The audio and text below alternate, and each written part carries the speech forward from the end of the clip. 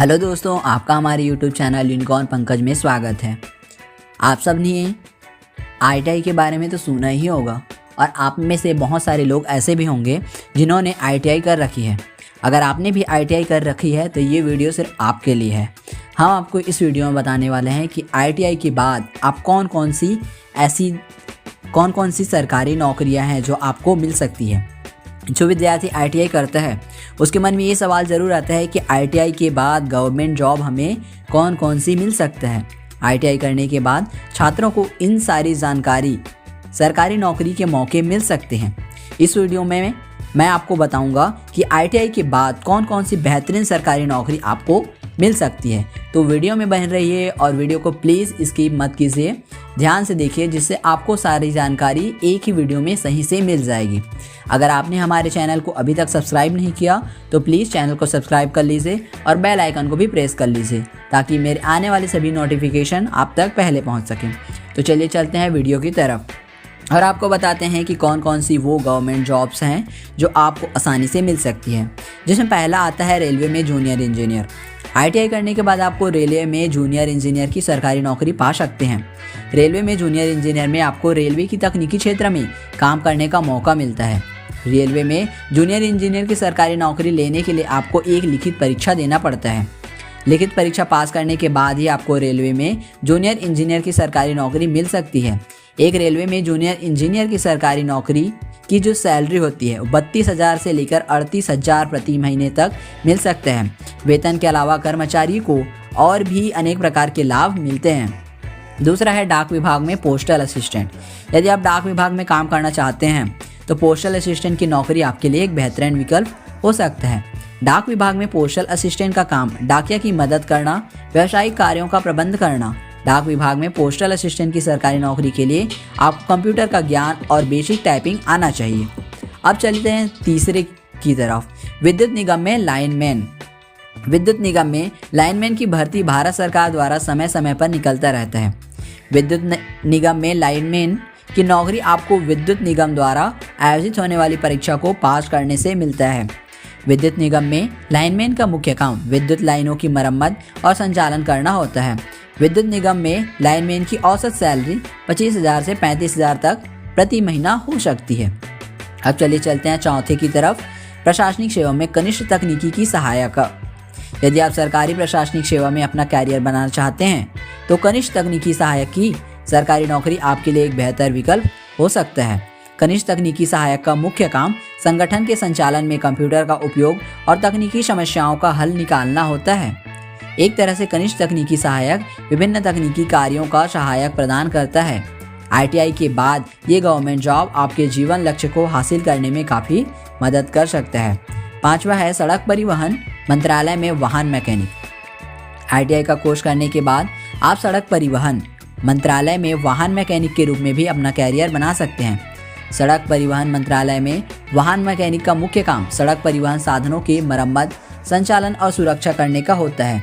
यदि आपको इस तरह के काम करने में रुचि है, यदि आप इस तरह के काम करने में इंटरेस्टेड हैं तो आप इनमें आसानी से नौकरी पाकर अपना एक सुखी जीवन व्यतीत कर सकते हैं। अब आता है छठवें की तरफ, जिसमें है नौसेना में मैकेनिकल फिटर। यदि आप आईटीआई का कोर्स फिटर ट्रेड से किए हैं तो नौसेना में मैकेनिकल फिटर की जॉब आपके लिए एक बेहतरीन नौकरी साबित हो सकती है। नौसेना में मैकेनिकल फिटर की नौकरी एक उच्च कोटि की हाई सैलरी वाला सरकारी नौकरी होता है। नौसेना में मैकेनिकल फिटर का मुख्य काम नौसेना के जहाज़ों और इंजनों की मरम्मत करनी होती है। इसके साथ साथ नौसेना में मैकेनिकल फिटर को नौसेना की सुरक्षा और संचालन का भी काम करना पड़ता है। सातवां है भारतीय वायुसेना में एयरक्राफ्ट मैन की नौकरी। आईटीआई का कोर्स करने के बाद आप भारतीय वायुसेना में एयरक्राफ्ट की नौकरी भी पा सकते हैं।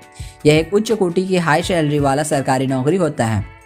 भारतीय वायुसेना में एयरक्राफ्ट का मुख्य काम वायुसेना की विमानों की मरम्मत, निरंतर और निरीक्षण और संचालन का कार्य होता है। इस तरह कह सकते हैं कि आईटीआई का कोर्स करने के बाद आप भारतीय वायुसेना में एक बेहतरीन कैरियर बनाकर एक सुखी जीवन व्यतीत कर सकते हैं। बिजली विभाग में लाइनमैन की आईटीआई करने के बाद बिजली विभाग में लाइनमैन की नौकरी आपके लिए एक अच्छा कैरियर विकल्प हो सकता है। बिजली विभाग में लाइनमैन को कई तरह के काम करने पड़ते हैं, जैसे बिजली लाइनों की मरम्मत करना, संचालन और सुरक्षा का काम उनमें से मुख्य है।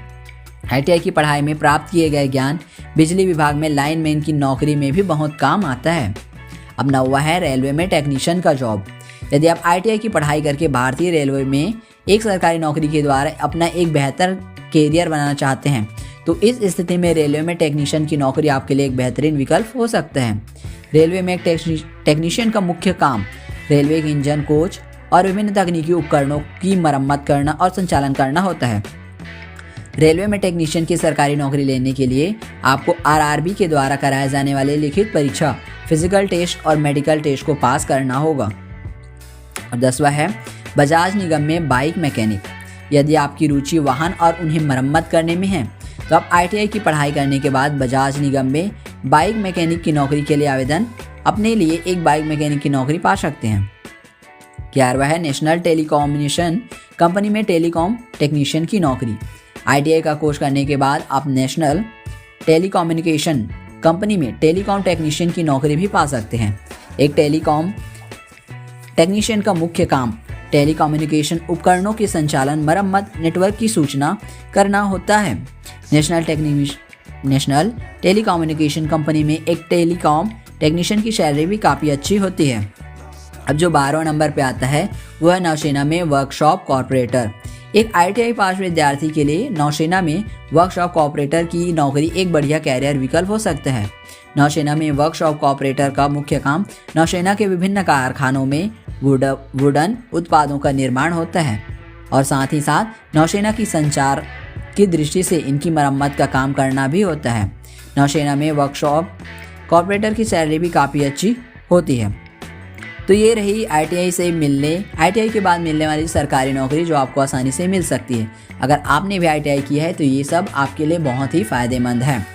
तो धन्यवाद दोस्तों। अगर आपको मेरा ये वीडियो अच्छा लगा हो, आपको थोड़ी भी जानकारी इससे मिली हो तो प्लीज़ वीडियो को लाइक कर दीजिए, चैनल को सब्सक्राइब कर दीजिए, साथ ही साथ बेल आइकन को भी प्रेस कर दीजिए ताकि मेरे आने वाले सभी नए वीडियो आप तक पहले पहुंच सके। धन्यवाद।